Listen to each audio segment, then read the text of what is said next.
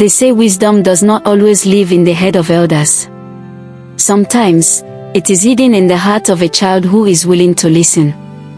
This is the story of a boy who chose patience in a world that loved shortcuts, and how that choice saved an entire kingdom.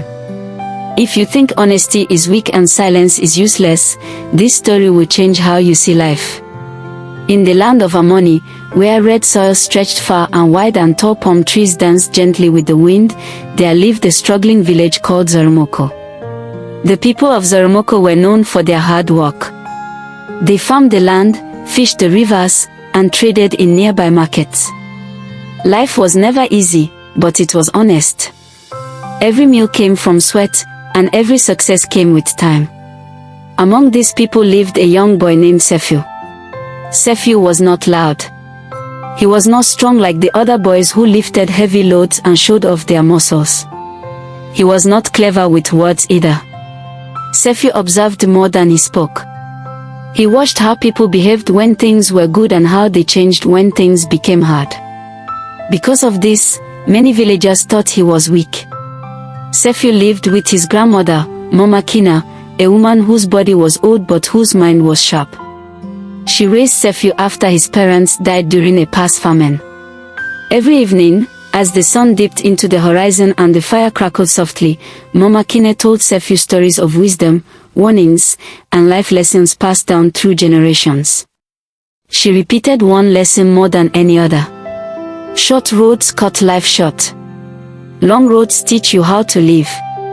Sefiu did not fully understand her words, but he carried them in his heart. One year, disaster came. The rains failed. The river shrank day by day. Crops dried up before they could mature. Hunger entered Zoromoko like an uninvited guest and refused to leave. Children cried at night. Parents argued more than they slept. Fear replaced patience. That was when a stranger arrived. He came riding a powerful horse, wearing bright clothes that reflected sunlight. His voice was calm and confident. He gathered the villagers and promised change. "I know your pain," he said. "I can end your suffering quickly. No more waiting. No more hunger." The villagers listened closely. "But you must trust me completely," the stranger continued. "No questions. No doubts. Obedience brings reward." Hunger silenced wisdom. Most villagers accepted immediately. Only a few hesitated. Mama Kina warned them. Anything that refuses questions is hiding danger. Her warning was ignored. Within days, strange things began to happen. Some farmers suddenly became wealthy. Their farms produced crops overnight. Their houses expanded. Their voices grew proud. They mocked those who refused to follow the stranger. But peace disappeared. The river smelled different. The forest grew silent. People who gained wealth became angry and restless. Families fought more. Neighbors turned against each other. Sefiu noticed everything. Late one night, he followed the river quietly. He saw something terrible. The river was being redirected deep into the forest toward a hidden pit carved with strange symbols. The water was being stolen, not shared. Sefiu felt fear, but he also felt responsibility. He ran home and told Mama Kina everything. She closed her eyes and sighed. "The price of shortcuts has arrived," she said. That same night, Mama Kina fell ill. Before sunrise, she called Sefiu close and whispered her final words. "Truth is never popular, but it is always powerful. Do not fear speaking, even if you stand alone." By morning, Mama Kina was gone. Sefiu's heart broke, but his fear disappeared. He went to the village square and told the people what he had seen. He warned them that the river was being drained and the land was dying. They laughed at him. "A poor boy wants to teach us success," they said. Only one person listened, Princess Naiola, the daughter of the king. She too had noticed the kingdom changing. Together, they followed the river at night and discovered the full truth. The stranger was feeding on greed.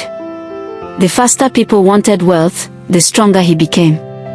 He was not saving the village, he was consuming it. When confronted, the stranger revealed his true nature. He thrived on impatience and desperation. Fear spread among the people, but many were already trapped. Sefiu stood firm. "You came because we forgot patience," he said. "You grew because we stopped respecting honest work." Princess Naiola ordered the rituals destroyed. The river was released. The stranger vanished like smoke. The land did not heal overnight. Crops took time to grow again. Hunger remained for a while, but peace returned. People learned again to wait, to walk, and to trust the slow path. Sefiu never became rich, but he became respected. When he spoke, people listened. Years later, children would ask, "How did you save the kingdom?" Sefiu would smile and say, "I did not save it. I only refused to rush." And so, the people of Amoni learned that patience is not weakness, silence is not foolishness, and shortcuts always demand a price. If this story taught you something, remember this. Not everything that shines is meant to be taken. Not every slow path is failure. And sometimes, the choice that looks hardest is the one that saves you. If you want more stories that teach wisdom, life lessons, and African values that still matter today, subscribe and stay with us. More stories are coming, stories that will open your eyes, strengthen your mind, and guide your journey.